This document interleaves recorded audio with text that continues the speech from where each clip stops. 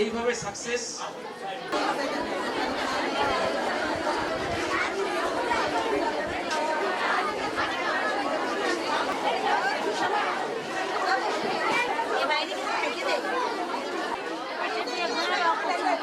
সরকার বাংলাদেশে আজকে এই কর্মশালার আসসালামু আলাইকুম। আমি প্রত্যেকটা চাকা হচ্ছে নারী আর আরেকটা চাকা যদি সমানভাবে কার্যকর না থাকে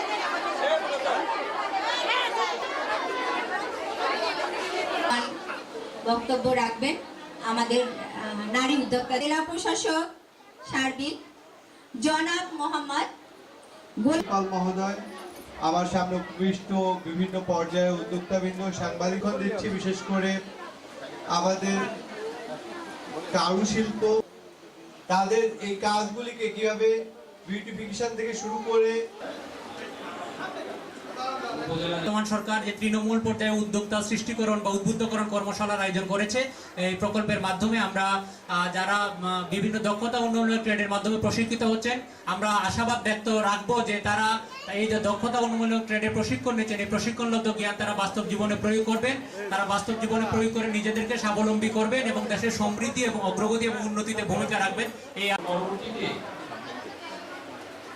এই জনাব মোহাম্মদ স্যার মঞ্চে এসে আসন গ্রহণ করবেন।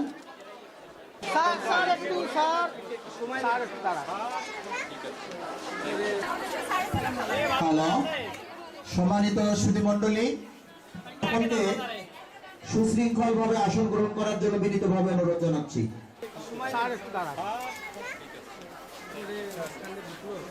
বিভিন্ন বায়ার বিশেষ করে টুঙ্গিপাড়াতেই চমৎকার একটি টুঙ্গিপাড়া পৌরসভার আওতায় এখানে একটি মার্কেট করা হয়েছে।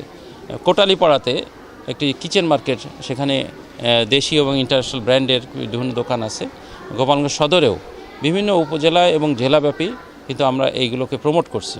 গোপালগঞ্জ সদরে একটি পৌরসভার একটি চমৎকার মার্কেট করা হয়েছে, সেগুলোতে উদ্যোক্তাকে ফ্যাসিলিটেট করা হচ্ছে।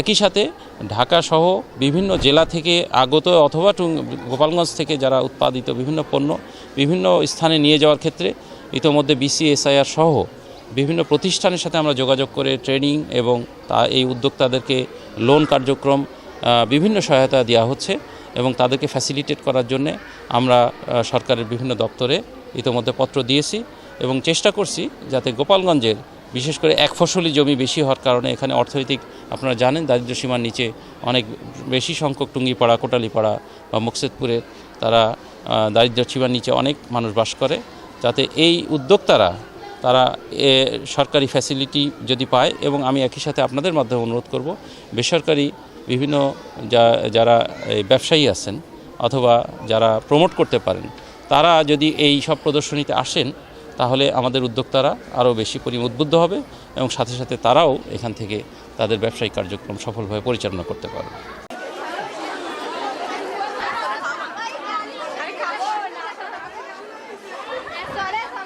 বাংলাদেশে এখন তো চাকরির খুবই অভাব বলতে গেলে, এই জন্য হচ্ছে এখন নিজে থেকে কিছু করলে বিজনেস বেশি লাভবান হওয়া যায় আমি মনে করি।